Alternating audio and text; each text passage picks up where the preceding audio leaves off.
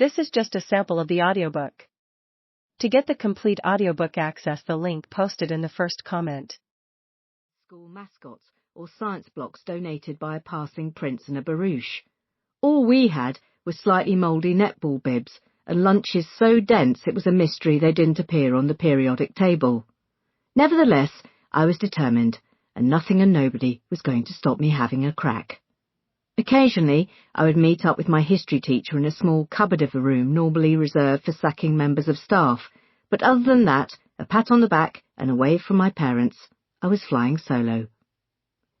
My first brush with the university I was so obsessed with came on a damp Saturday morning in 1984.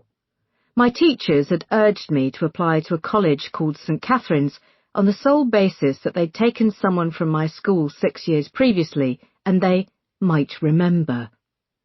One thing was troubling me greatly. Not my impending interview, for which I was considerably nervous, but the college itself. It was modern, built in 1962, and despite its relaxed location on the banks of the Cherwell, the glass and concrete buildings were reminiscent of a Newtown shopping centre. This was not the Oxford I have dreamed of in my bedroom, the glorious spires, oak-lined rooms with sash windows, and packed with old leather sofas that eminent writers and poets and politicians had once sat on. This was somewhere you might find yourself if you were looking for an unappetizing cheese pasty or getting a boil lanced. Still, beggars can't be choosers. I was at the Findus Crispy Pancake College, and I had to do my best to try and get in. I was interviewed by two men wearing tweed jackets. They both sat in high-backed padded armchairs. The room smelled of coffee, and sitting on a low table in front of me there was a plate with a half-eaten biscuit on it. I stared at it. It was a custard cream.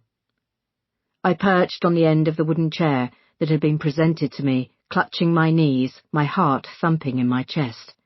If I did well, I thought to myself, then my life would take a magical course. The world I naively dreamed would be a generous hamper of opportunity from which I could pick things at will. The possibilities seemed endless. I could be an eccentric philanthropist, a radical philosopher, or I might end up ruling the universe, a bit like Ming the Merciless, but with considerably shorter fingernails. We discussed the Treaty of Versailles, the rise of Nazism, and the miners' strike that had been raging through the latter part of that year. 20 pits faced closure, and the Thatcher government, determined to crush the unions once and for all, had stockpiled coal and converted power stations on the quiet. The miners were doomed, the unions would be destroyed, and Britain's workforce would never be the same again. I talked about it eloquently, repeating word for word a conversation I had had with my communist grandfather a week before over half a Guinness in a pub in Battersea. The fellows nodded and occasionally raised their eyebrows. I nodded and raised my eyebrows back at them. This felt good. 2 weeks later, I had a letter in which I was offered a place to read history, conditional on me getting 2 A's and a B. Everyone around me was wide-eyed with disbelief. As moments go, it was right up there, pipping the previous top spot winner, the rain-soaked netball match where my school, Hitching Girls' School, locally known as the Whorehouse on the Hill, had finally beaten the hated Dame Alice Harper, or Posh Twat High, as we like to call them. Every single time we encountered them, they thrashed us, and in 5 long years we had never come close to equalising, let alone winning. It was galling. They would swan in, beat us, and then waft off in their air-conditioned coach, stuffing their faces with just-baked iced finger buns. We fucking hated them. But one soaking Saturday in November 1983, we were facing them again, and suddenly, somewhere in the early moments of the second half, we took the lead. It was a bit like an overweight asthmatic pub team going 1-up against Manchester United.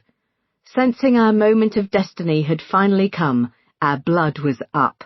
Our PE teacher, Miss Nattell, the prettiest and most glamorous teacher at our school, then almost threw a spanner in the works by inexplicably attempting to abandon the match because the rain was ruining her new hairdo, but we flat refused and carried on.